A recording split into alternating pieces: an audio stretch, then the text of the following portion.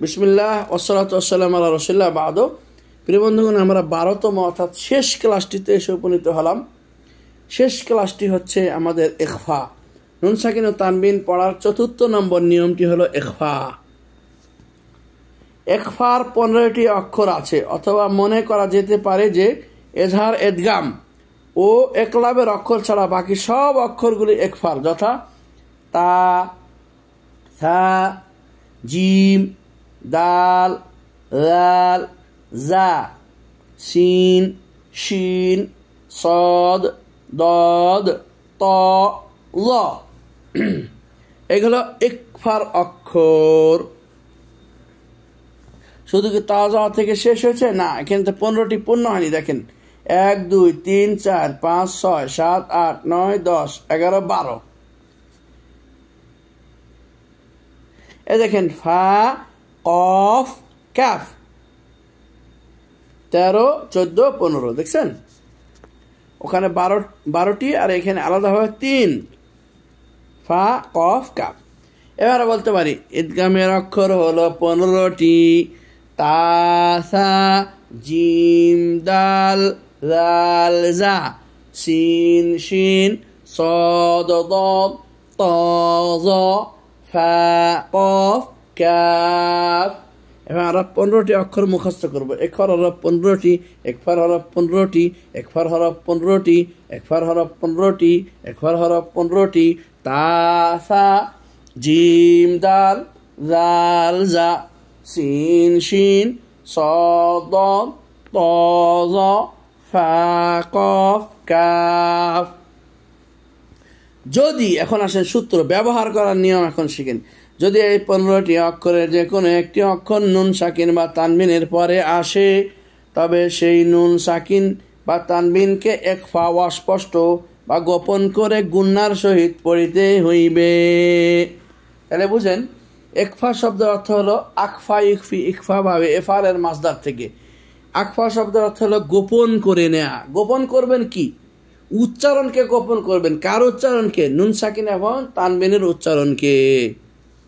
সূত্র মতে 15টি অক্ষরে যে কোনো একটা অক্ষর যদি নুন সাকিনের পরে আসে অথবা যদি তানবিনের পরে আসে, সেক্ষেত্রে তখন নুন সাকিন এবং তানবিনের উচ্চারণকে অস্পষ্ট পড়তে হবে। আর অস্পষ্ট পড়তে গেলেই নাকে পড়তে হবে। আর নাকে পড়াকেই বলা হয় গুন্না। গুন্না চলে 3টি বিধানে নুন সাকিন ও তানবিনের। ইখফার বিধানে চলে, ইকলাবের বিধানে চলে, আর ইদগামের বিধানে চলে। কিন্তু এজহারের বিধানে গুন্না চলে না, কেননা এজহার শব্দের অর্থ হলো স্পষ্ট করে দেওয়া। সূত্র মতে নুন সাকিন ও তানবিনের পর যদি হামজা, হা, হা, খ, আইন, গায়েন আসে, সেক্ষেত্রে নুন সাকিন এবং তানবিনের উচ্চারণকে স্পষ্ট করে দেওয়ার নাম হলো এজহার। এক্ষেত্রে শুধু পবিত্র কালামুল্লাহ নুন সাকিন ও তানবিন পড়ার 4টি নিয়মের মধ্যে একটি মাত্র নিয়মে নুন সাকিন এবং তানবিনের উচ্চারণ স্পষ্ট হবে, কোনো প্রকারের গুন্না হবে না। বুঝেছেন? এখন উদাহরণ দেখেন, ইখফার উদাহরণ। এখানে ইখফার উদাহরণ দিয়েছে। নুন সাকিনের পরে ইখফার উদাহরণ দেখেন। নুন সাকিনের পরে শিন এসেছে, অর্থাৎ ইখফার 15টি অক্ষরে একটি অক্ষর এসেছে। এই জন্য আমরা বলছি মিন, মিন ইখফা করেছি। এবং আমরা গুন্নাও করেছি, নাকেও পড়েছি। মিন শাররি, মিন শাররি। প্রিয় ভাই ও বন্ধুগণ, আমরা এখানে নুন সাকিনের পরে ইখফার অক্ষর পড়ার উদাহরণ পেলাম। পরবর্তীতে দ্বিতীয় উদাহরণটি হচ্ছে তানবিনের পর ইখফার অক্ষর পড়ার উদাহরণ। আল্লাহ সূরাতুল মাসাদে বা লাহাবের মধ্যে বলছেন, সায়াসলা নারান যাতা লাহাব। এখানে নারান দেখেন তানবিন, তানবিনের পরে জাল এসেছে। ইখফার এই 15টি অক্ষর যে কোনো একটা অক্ষর এসেছে। সূত্র মতে যেহেতু তানবিনের পরে ইখফার অক্ষর এসে, এক্ষেত্রে আমাদেরকে তানবিনের উচ্চারণকে অস্পষ্ট করতে হবে।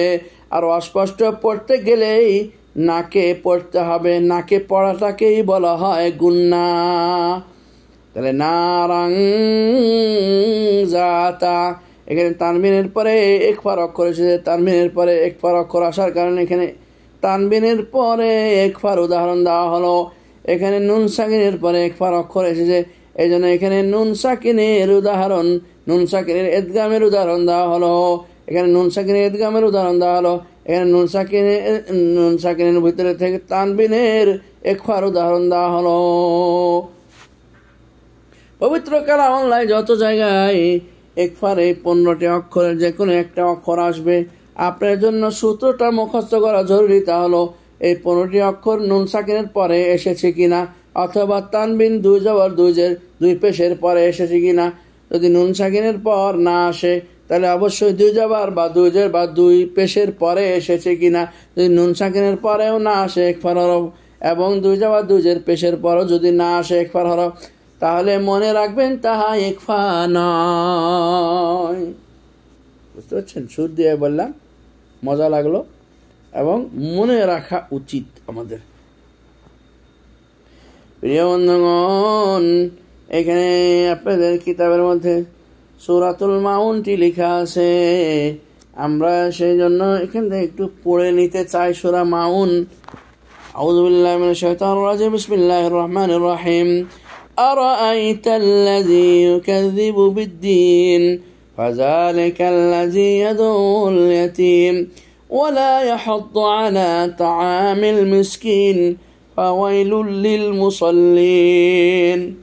দেখেন তানবিনের পরে লাম এসেছে, লুল এই জন্য তানবিন লামে ঢুকে গেল কিন্তু গুনাহ হলো না। ফাওয়াইলুল লিল মুসাল্লিন الذين هم عن صلاتهم ساهون الذين هم يراءون ويمنعون الماعون।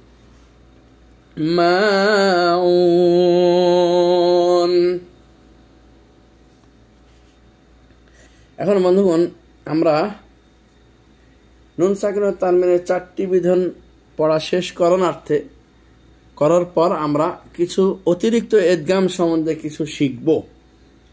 এদগামের ভিতরে আরো কিছু এদগামের নাম হলো এদগামে মিসালাইন, এদগামে মুতাজানেসাইন এবং এদগামে মুতাকারিবাইন। আমরা পড়ে যাচ্ছি, যা এখানে আছে এইটাই যদি একটু খেয়াল করে পড়ি তাহলে আমাদের সবার ব্রেনে ঢুকবে। এদগামে মিসালাইনের উদাহরণ দেওয়া হলো, যে সময় বা বা, তা তা, সা সা ইত্যাদি একই রকম 2টি অক্ষর এক স্থানে লাগালাগিবে পাশাপাশি আসিয়া প্রথম অক্ষর সাকিন মানে জজম, দ্বিতীয় অক্ষর হারাকাত বিশিষ্ট হয়, সে সময় প্রথম অক্ষর দ্বিতীয় অক্ষরের মধ্যে সন্ধি করিয়া পড়াকে এদগামে মিসালাইন বলে।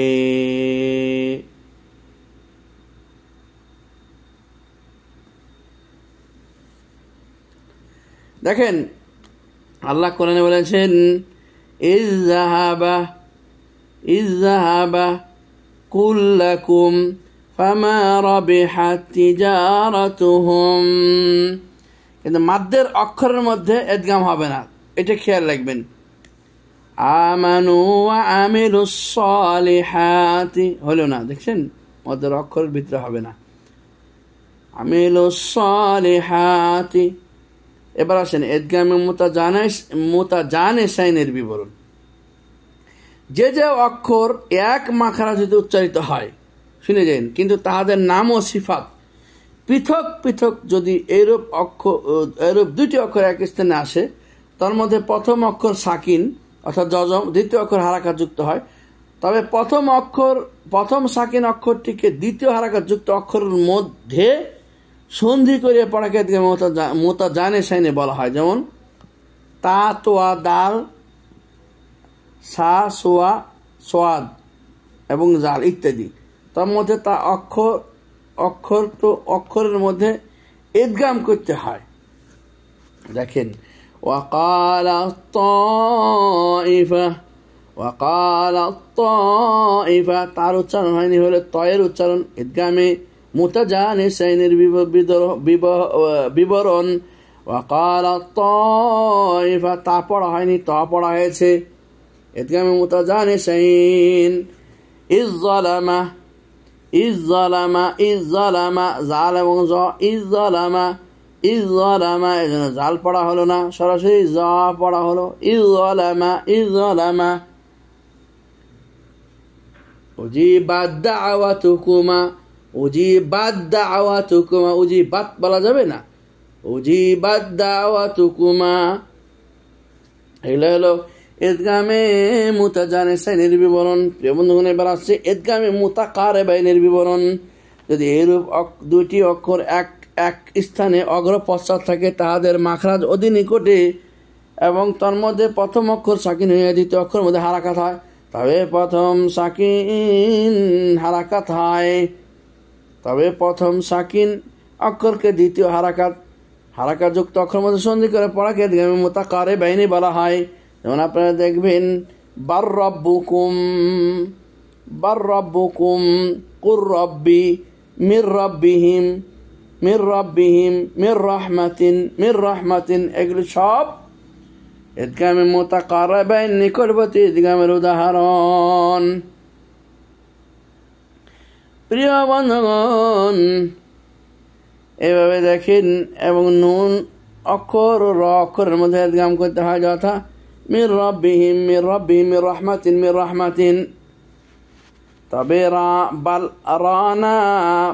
রানা সূরা মুতাফফিফিন এবং সূরাতুল কিয়ামার ভিতরে মান রাক, এইগুলিতে ইদগাম হবে না, কেননা এগুলো সাক্তা রয়েছে। সাক্তা হলো যে আপনার স্বরটা ভঙ্গ হবে কিন্তু শ্বাসটা থেকে যাবে। কিলা মান রাক, শ্বাস ছিল, স্বরটা ভঙ্গ হয়েছে। কাল্লা বাল রানা, কাল্লা বাল রানা, আপনার শ্বাস ছুটে নেই কিন্তু স্বর ভঙ্গ হয়ে গেছে, সাক্তার মধ্যে ইদগাম হবে না।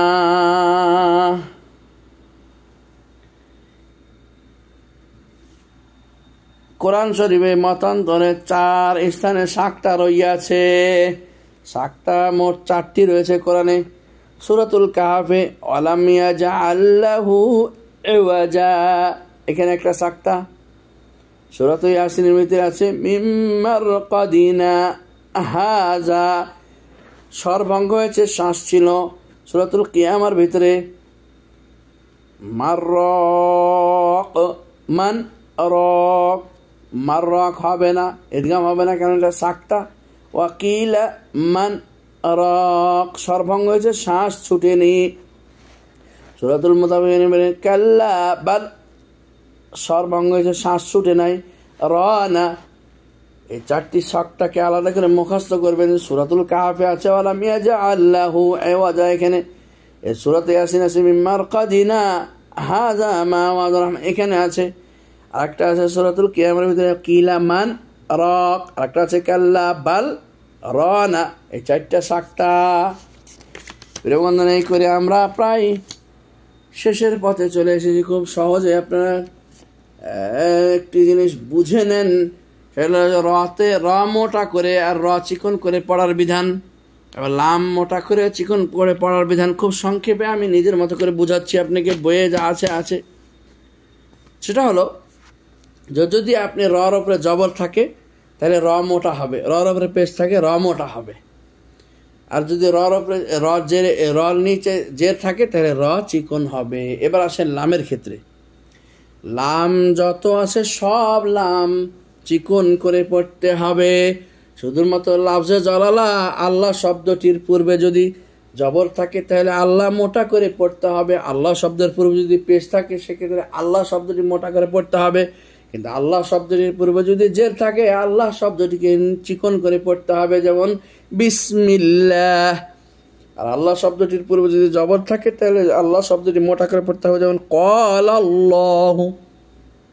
আর যদি আল্লাহ শব্দটির পূর্বে পেশ থাকে সেক্ষেত্রে আল্লাহ শব্দটিকে মোটা করে পড়তে হবে, ক্বালুল্লাহু, ক্বালুল্লাহু। আল্লাহুম্মার ক্ষেত্রে আল্লাহর লফজে জালালার যে বিধানটা আল্লাহুম্মার ক্ষেত্রে সেই বিধানটাই প্রযোজ্য থাকবে। ক্বালুল্লাহুম্মা, ক্বালাল্লাহুম্মা, ক্বালাল্লাহু, ক্বালুল্লাহা। এভাবে আল্লাহ শব্দটি লফজে জালালা, কিন্তু তাতে লাম আছে, সেজন্য সেটা লামের বিধানের মধ্যে রাখলাম। আর র সব সময় রই থাকবে, রতে জবর থাকলে র পোর, রতে পেশ থাকলে র পোর, রতে জের হলে র বারিক। শুধু তাই না, র সাকিন পূর্বেরটা জবর তাও র পোর হবে, র সাকিন পূর্বেরটা পেশ তাও র পোর হবে, র সাকিন তার পূর্বেরটা জের। ঠিক আছে, তাহলে র সাকিন, ঠিক আছে, তার পূর্বেরটা জের, তাহলে কি হবে? র বারিক হবে। আর খেলাফি কায়দাটা মুখস্থ রাখেন, সেটা হলো যে যদি রতে জের থাকে আর রর পূর্বেরটা যদি ওয়াও থাকে, তাহলে এই বারিক রটা পোর হবে। ঠিক সেরকম যদি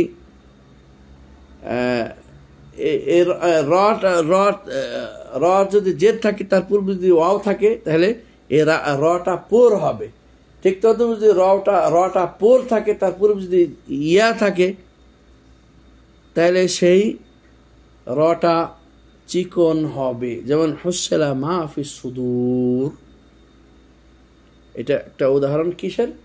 হুসেলা মাহফিস সুদূর। এই উদাহরণটা কিসের হলো? রপেশ রু আছে, মাহফিস সুদূর রি হয়ে গেল ফা আসার কারণে। কিন্তু র জের থাকলে কি হবে? র জেরের বড়টা আসছে পাওয়ারফুল ওয়াও, সেজন্য অ অনুসারে মোটা হয়ে গেছে।